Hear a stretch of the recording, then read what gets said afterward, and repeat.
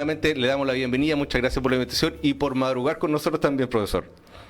No, no es una, ¿cómo decir? Una molestia. Yo suelo levantarme a las 5 de la mañana, de tal forma, pues que buenos días a todos y con mucho gusto poder estar con ustedes. Hablando. Profesor, lo primero, usted está en Ciudad de México hoy día, ¿cierto?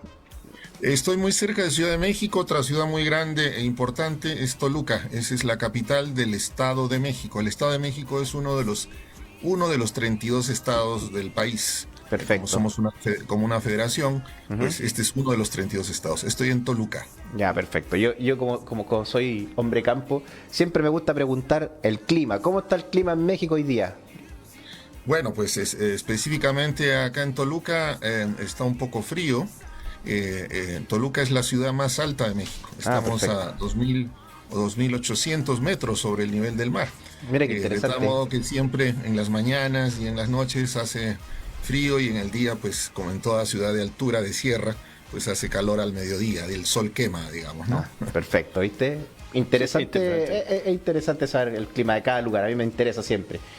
Luis, Profesor, queremos partir primero internamente.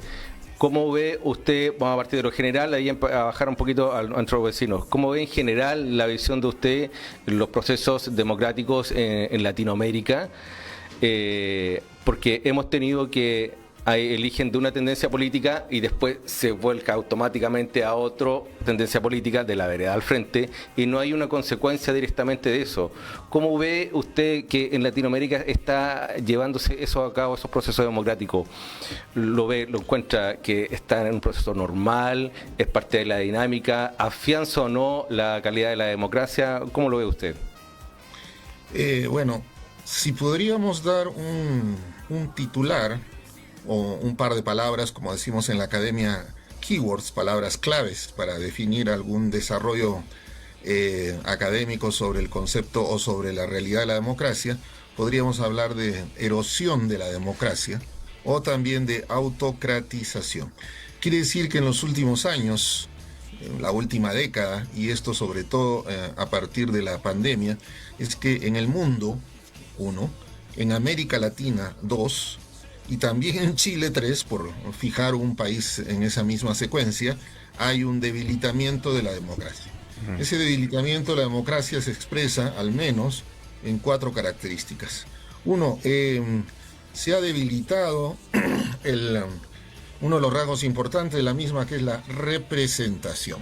Es decir, que los diputados, senadores, congresistas no hacen su tarea de canalizar demandas.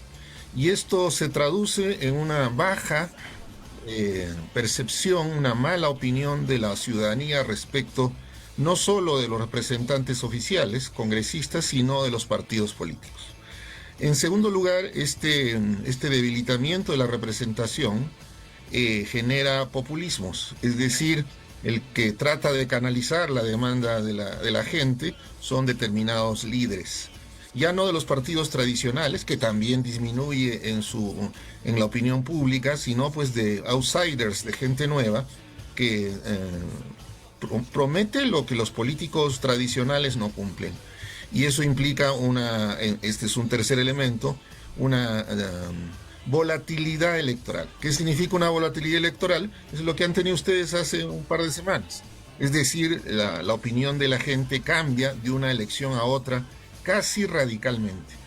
Y luego va a volver a cambiar. Quiere decir que no hay una estabilidad del voto. Una persona ha votado por un partido en una elección, por otro partido en la siguiente y por otro partido en la siguiente. Y un cuarto elemento de esa inestabilidad electoral, pues, es una crisis de los presidentes, del poder ejecutivo. En este momento, pues, acaba de cerrar el Congreso el presidente de Ecuador con lo que se sí. llama la muerte cruzada, que quiere decir que él también va a salir en 6 meses. En Perú, al norte de ustedes, al sur de México, pues tenemos una terrible crisis donde no ha habido poderes ejecutivos estables. Han durado, en 6 años han habido 7 presidentes. Imagínense ustedes la crisis política del Perú. Así es que bajo esas características, amigos, la democracia lamentablemente podría decir que se ha debilitado. Profesor, usted además, usted nació en Perú, ¿cierto? Perú también. Sí, soy peruano de nacimiento. Claro, eso es lo que leí aquí en su reseña. La democracia también en Perú está bastante compleja, pero al parecer lo que están haciendo, no sé si se verá tan mal desde afuera o lo que está o como está ocurriendo en realidad. ¿Qué cree usted? ¿Cómo están los hermanos peruanos? Son bueno, son tres en realidad que a nosotros nos interesan: los hermanos peruanos, son nuestros vecinos, los hermanos bolivianos y los hermanos argentinos. Los hermanos argentinos hoy día también están en un proceso complejo, ya que vienen las elecciones de presidente. Entonces tenemos una inestabilidad tal vez en la región. Pero los hermanos peruanos, ¿cómo ve la situación allá? La situación de Perú, que quizás sea una de las peores debilitamientos de la democracia en América Latina. De hecho, podría citar algunas instituciones que miden la democracia, la estabilidad democrática, la calidad de la democracia, distintas palabras para un mismo tema: cómo le va la democracia. Podría, por ejemplo, mencionar a Freedom House, a Varieties of Democracy, y todas estas instituciones indican esta disminución de la democracia en América Latina, por fijarnos en América Latina, pero también en el mundo. Y ya Perú, desde hace un año aproximadamente, en los resultados de estos medidores de democracia, ha dejado de ser democracia. Ya muchos países de América Latina han dejado de ser democracia. Unos en un sentido muy radical, como Venezuela o Nicaragua, u otros países como Perú, pues y no han pasado a ser autoritarismo, sino una situación intermedia que se le llama régimen híbrido. Es decir, que no es ni democracia, pero tampoco ha llegado a un tema de autoritarismo, de dictadura, digamos, pero ya ha dejado de ser democracia. Pues la inestabilidad peruana se traduce en esta cifra que les he dado, que han tenido más presidentes que años en la última quinquenio. Un presidente no dura un año en el Perú. Así es. Y esto implica, pues, en resultados concretos de gobernabilidad, de eficiencia, de políticas públicas, una extraordinaria ineficiencia, ¿no? No hay nada que se pueda empezar a hacer si un ministro tiene un promedio de vida de 2 meses. Así es que a usted, si lo nombran ministro, dice, pues me van a sacar de acá 2 meses. ¿Qué voy a iniciar en 2 meses? Apenas termina de conocer su secretaría, su ministerio, y ya lo están sacando. Y por otro lado, junto con este debilitamiento entre enfrentamiento ejecutivo y legislativo, ha habido con la última actual presidente un problema muy serio, que ustedes lo han pasado hace 40 años, de derechos humanos. Es decir, han habido, frente a las protestas ciudadanas, una matanza indiscriminada. Y ha salido un informe de la Comisión Interamericana de Derechos Humanos que califica lo que ha sucedido lamentablemente en el Perú de una masacre. Una masacre. Han habido ejecuciones extrajudiciales, fuera del marco legal. Y como estamos en la época del Internet, donde todo el mundo tiene un celular, donde todo lo lanzamos al aire, hay pruebas, pues, de esas ejecuciones. Personas que huyen, dan de espalda a un policía, a un soldado, y estos disparan, ¿no? Entonces hay evidencias, digamos, fílmicas de esta, lamentablemente, grado de violencia que el Estado ha provocado. Y finalmente, pues, el caso peruano se contamina más aún en términos de este debilitamiento democrático, al punto de dejar de ser una democracia, con la corrupción.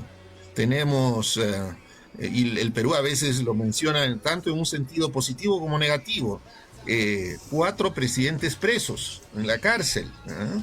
Positivo en el sentido, pues, que en el Perú se castiga a los presidentes, pero negativo en el sentido, pues, que todos los presidentes desde los últimos, vamos a decir, 30 años, desde los últimos 30 años, están procesados. Como digo, 4 de estos presidentes están presos, y uno de ellos, podría haber sido el quinto, antes de ser apresado, pero la policía a capturarlo por actos de corrupción, se suicidó, ¿no? Conocerán el caso muy mentado, claro, de Alan García. Sí. Así es que, pues, el caso peruano es uno de los más complicados, más inestables, y ahora, en términos políticos, más violentos. Profesor, bueno, bajando un poquito, vamos a pasar primero por Argentina, ya que se enfrenta a elecciones. Eso, a su opinión, ¿cómo lo ve? Sí, Bueno, el caso argentino creo que uno de los... ahora tenemos que lamentablemente que hablar de todo lo malo, ¿ok? Porque hay poco de bueno. De bueno, poco ¿cierto? de bueno en estas características. Uno de los temas que afectó la inestabilidad política y especialmente la pandemia al presidente Fernández, pues es la ineficacia económica. Siempre la economía ha sido el punto débil de los gobiernos argentinos, ¿no? Desde su mejor época en esta tercera ola democrática, a partir de los años 80, desde su mejor época, que era, digamos, Alfonsín, un líder político muy importante, muy carismático, aún así todo el tiempo han tenido un problema siempre de inestabilidad económica, tanto en lo que significa recesión, es decir, baja producción, ¿no? Que se traduce en escasez, como en el otro gran, terrible problema de la economía, que es la inflación, ¿eh? Para los turistas, para los extranjeros que visitan Argentina, pues es un buen lugar para pasear, ¿no? Porque el peso está tan devaluado, está muy que bien. se hace un buen paseo para aquellos que... Y eso ha incluso estimulado un poco el turismo en Argentina, digamos, pero todo este problema de inestabilidad económica hace que los sueldos, que los sueldos y salarios de los argentinos hayan disminuido muchísimo y por tanto se ha incrementado la pobreza de manera alarmante. Esto pues se traduce también en esta falta de legitimidad de las autoridades, ¿no? Del gobierno, de la oposición, y pues vamos a... ¿Qué se espera en las elecciones? Eso es lo que mencioné hace un momento como alta volatilidad. No sabemos lo que la gente puede hacer. Es tanto el descontento que pueden, como ocurrió en el Perú, votar por el señor, el vendedor que pasa por la esquina y votar por él.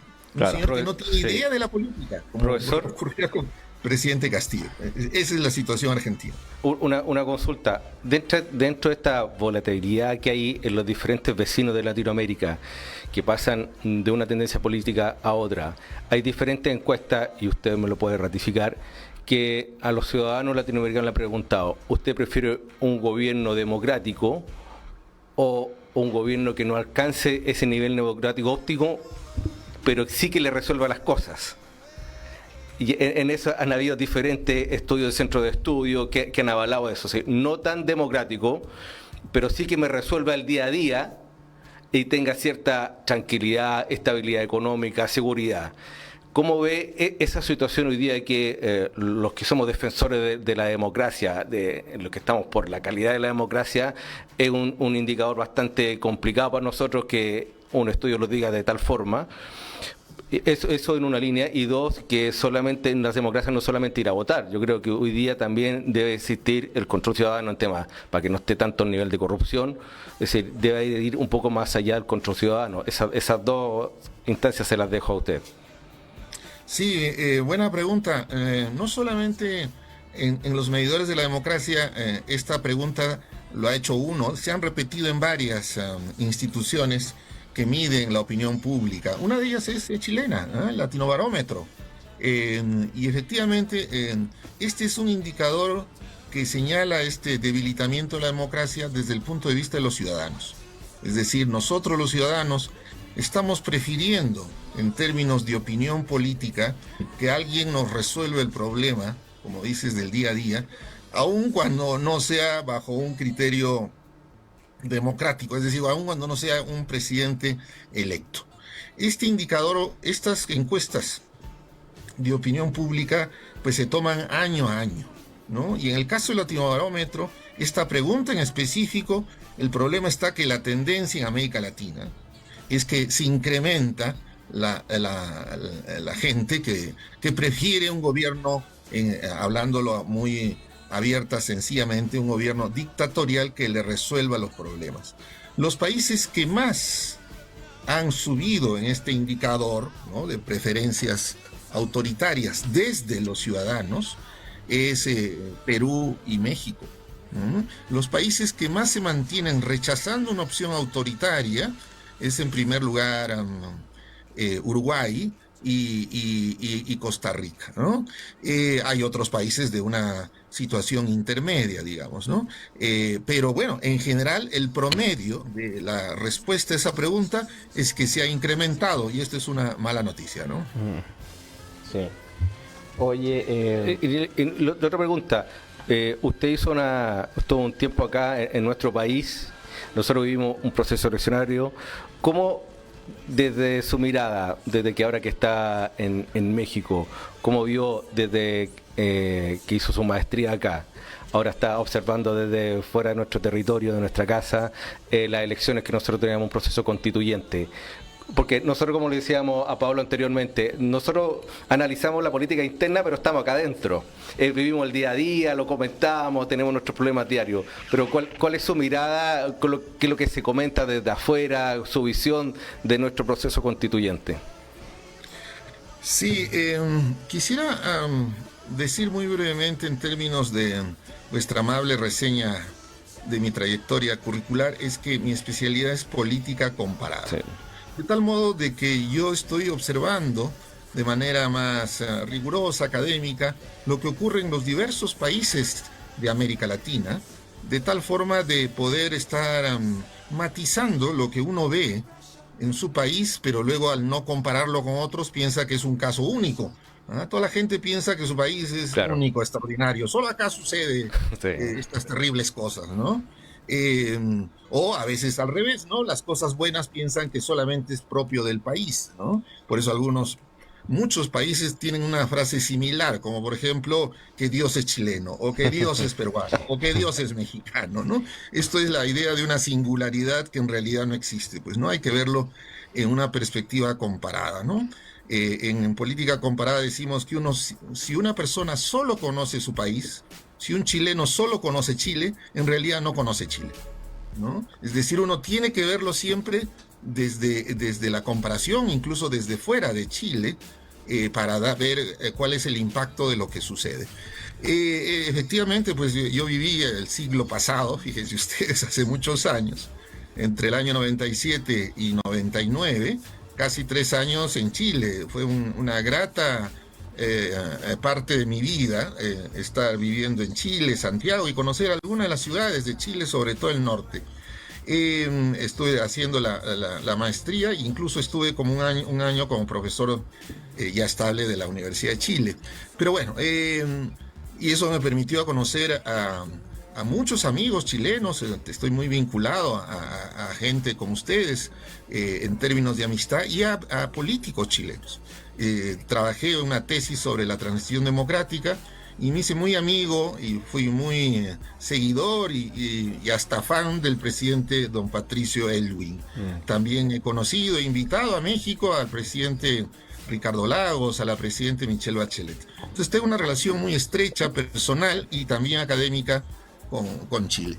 Bueno, lo que ocurre en Chile pues es parte de este término técnico que he mencionado, espero que no sea confuso, de alta volatilidad. Es decir, el electorado cambia entre elección y elección, entre opciones no solo diferentes, sino entre opciones polares, de extremo a extremo, ¿no? Entonces ha pasado de un triunfo de la izquierda más radical, que ahora está en el Poder Ejecutivo, a un triunfo de la derecha más radical. No la llamo extrema izquierda o extrema derecha, porque la palabra extrema implica que son actores políticos que no creen en la democracia, y ambos actores al menos han entrado en un ambiente democrático y no reniegan ni sabotean la democracia, como ocurrió pues con la izquierda marxista-leninista en Europa, en América Latina, como ocurrió con el fascismo, que sí utilizaban a la democracia como un instrumento para destruirla desde adentro. Entonces no son opciones de extrema izquierda o de extrema derecha, yo le llamo de izquierda radical o derecha radical. Entonces ha habido este proceso, ya ustedes experimentan este proceso de alta volatilidad en los últimos 15 años, podría decirse así, la última cuarto del siglo, bueno, desde que empieza la democracia en Chile en 1989, pues ha habido un régimen relativamente estable de partidos, de coaliciones, y de orientaciones electorales.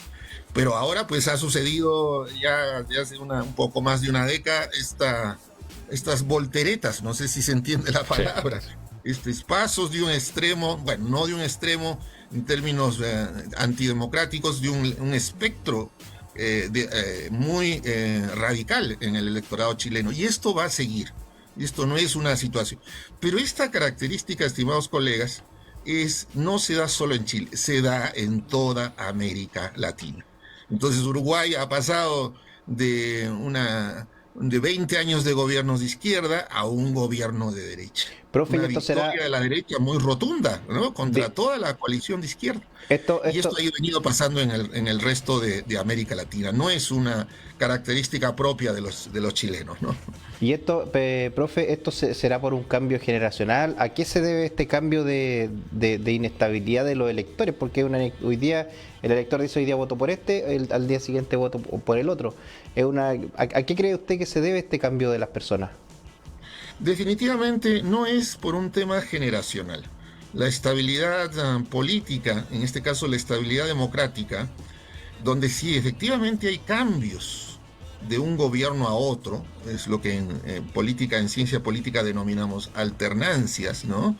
Y pasa pues de un partido, el gobierno, a otro partido en los procesos electorales. No se debe a pues que haya más jóvenes, de que venga nueva gente a votar, ¿no? O que en el caso chileno el voto se haya hecho obligatorio, es decir, que realmente ahora los jóvenes se ven más obligados a acudir a las urnas. El cambio es este proceso de mal funcionamiento, de crisis de la dinámica democrática, en las características que ya las he mencionado. Es decir, los gobiernos, en este caso, no cumplen con lo que prometen, y los políticos no canalizan las demandas ciudadanas. Entonces la gente empieza a ver ya no las opciones. En el caso de Chile no solamente había una volatilidad de izquierda a derecha, sino una volatilidad en términos de viejo-nuevo, ¿no? Lo viejo, es decir, el sistema de partidos, la política tradicional, pues prácticamente se ha pulverizado, ¿no? Sí. Y con ello el centro democrático, ¿no? El centro-centro, ¿no? O la centro-izquierda o la centro-derecha, más la centro-izquierda, ¿no? La concertación ha desaparecido, no tiene ningún representante, como ustedes muy bien saben, ahora en este segundo momento de la convención. Entonces no se trata de un tema generacional, se trata de un tema de crisis de la democracia chilena.